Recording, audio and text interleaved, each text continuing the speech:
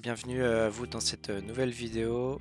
Dans la dernière, on a vu comment réaliser la terrasse et aujourd'hui dans cette nouvelle vidéo, je vous montre comment j'ai réalisé le garde-corps. C'est un garde-corps que j'ai fabriqué qui est en croix de Saint-André. Donc c'est parti, là je vous fais voir un petit peu le modèle 3D sur lequel j'ai réalisé pour pouvoir m'aider à avoir les dimensions précises et les coupes pour la fabrication.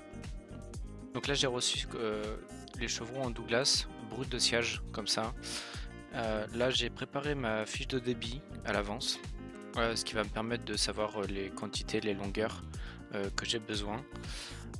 Ensuite je vais débiter tout ça de façon à ce que ça soit prêt à passer en machine, parce que je vais les passer en dégo et ensuite je les passe en 4 faces pour que les 4 faces soient rabotées et que ça soit propre, nickel, prêt à être usiné.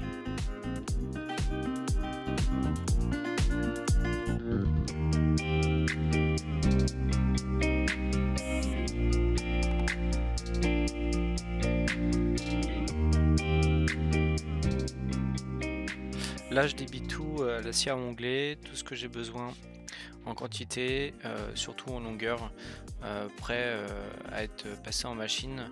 Donc là j'ai l'hélice basse plus l'hélice haute et les poteaux bien sûr. Je fais tout dans la même section et après je diminuerai mes sections en fonction de ce que je souhaite pour mes hélices basses et mes hélices hautes et les poteaux. Donc là pour cette étape je vais passer un coup de dégo sur une face, ce qui va me permettre de dégauchir une face propre.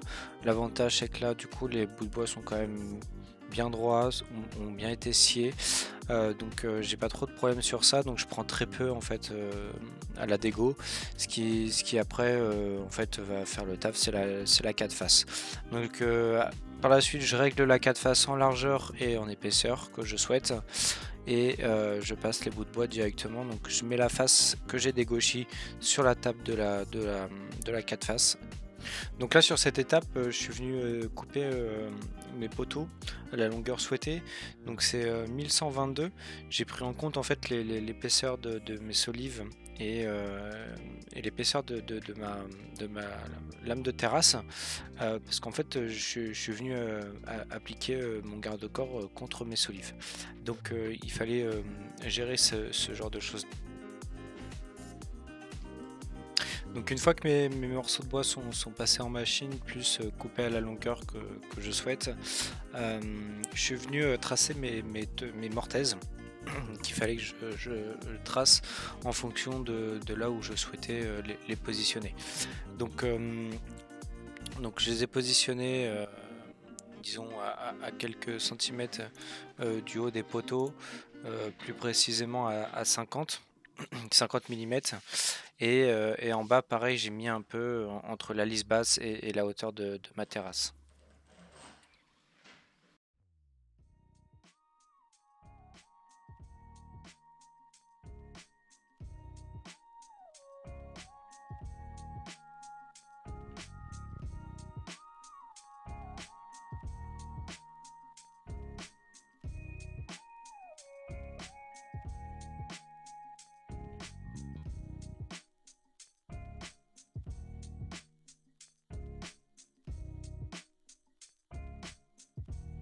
Donc là je vais m'attaquer à faire les arrondis sur les traverses, les lisses hautes, pour faire comme une main courante avec un arrondi pour que ce soit plus agréable.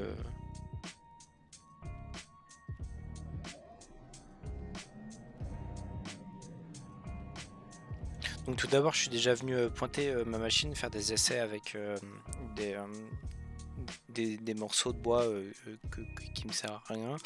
Donc je suis venu faire des essais en fait pour pointer la machine et avoir un petit carré pour juste histoire au ponçage pouvoir l'effacer. À la suite de ça, je suis venu faire des petits chanfreins. Je trouve ça esthétiquement mieux que de casser simplement l'arête. Je trouve qu'au toucher c'est vraiment différent. Donc j'ai fait ça sur les lisses hautes, basses et les poteaux aussi. Et j'ai fait aussi pour les croix.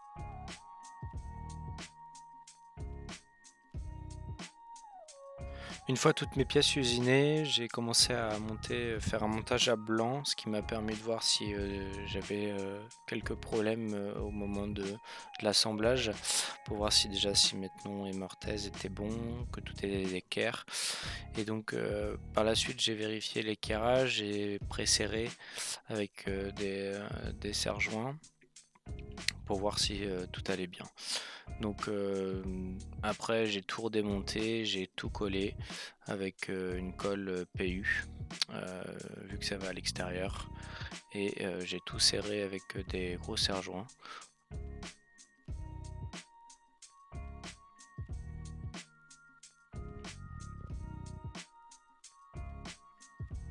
Donc là, je trace précisément l'endroit de mes croix, ce qui va me permettre par la suite de les placer et de pouvoir les traîner par en dessous.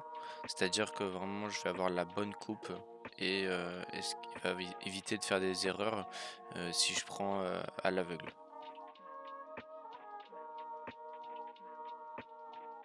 Là, je suis venu défoncer les entailles à mi-bois. Tout d'abord j'ai réglé la machine en profondeur, donc j'ai fait un essai et puis après je suis venu faire toutes mes entailles, donc je les ai toutes tracées à l'avance, je les ai positionnées sur mon châssis et je suis venu les entailler toutes au fur et à mesure.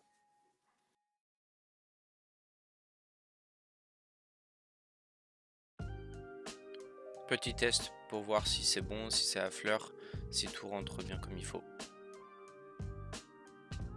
Malheureusement, j'ai perdu les rushs suivants, donc il restait tout simplement le fait de coller l'ensemble et puis de le transporter sur le chantier et de le poser. Donc malheureusement, j'ai perdu tous les enregistrements. Donc c'est pour ça que je vous laisse sur cette photo, sur ces deux, trois photos. Moi je vous dis à bientôt dans une nouvelle vidéo. La prochaine, elle est vraiment pas mal. C'est une autre terrasse aussi et vous allez voir, c'est vraiment un magnifique projet.